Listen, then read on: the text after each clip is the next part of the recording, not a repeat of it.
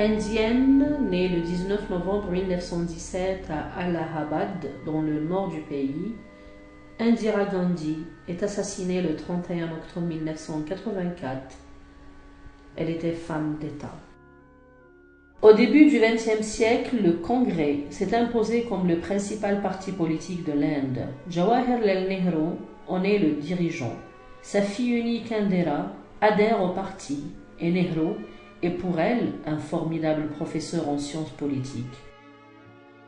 Indira épouse en 1942 Feroz Gandhi, qui n'a rien à voir avec le héros de l'indépendance de l'Inde, le Mahatma Gandhi, un nom très courant en Inde.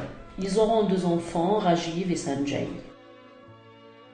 Nehru, Premier ministre de l'Inde depuis l'indépendance en 1947, meurt en 1964.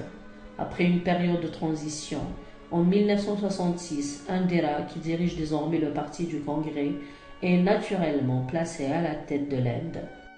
Une fois au pouvoir, elle démontre sa maestria en politique et son absence de scrupules lorsqu'elle écarte de sa route, par des pressions et des campagnes de dénigrement d'autres dirigeants de son propre parti.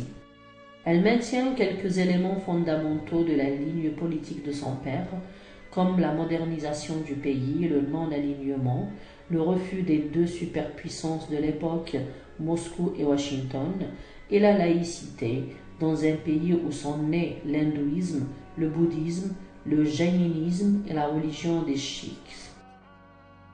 Mais sous son règne, sans partage, elle organise la corruption au point qu'elle est traduite en justice en 1975 et est condamnée à 6 ans d'inéligibilité.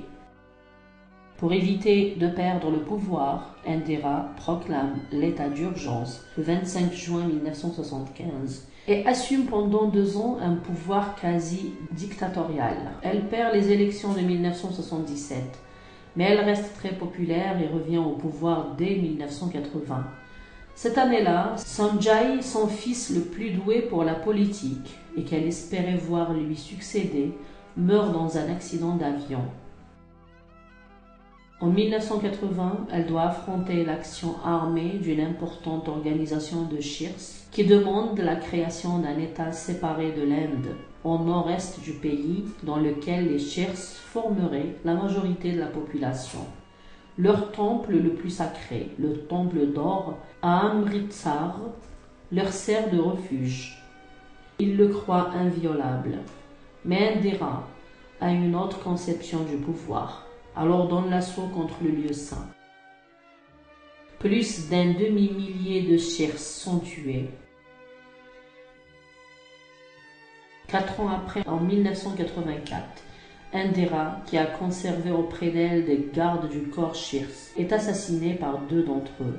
Son fils Rajiv arrive au pouvoir, mais il est lui aussi assassiné. La dynastie Gandhi survit cependant à travers l'épouse de Rajiv, Sonia, d'origine italienne, et ses propres enfants, qui manifestent à leur tour l'ambition de succéder à Nehru et à Indira.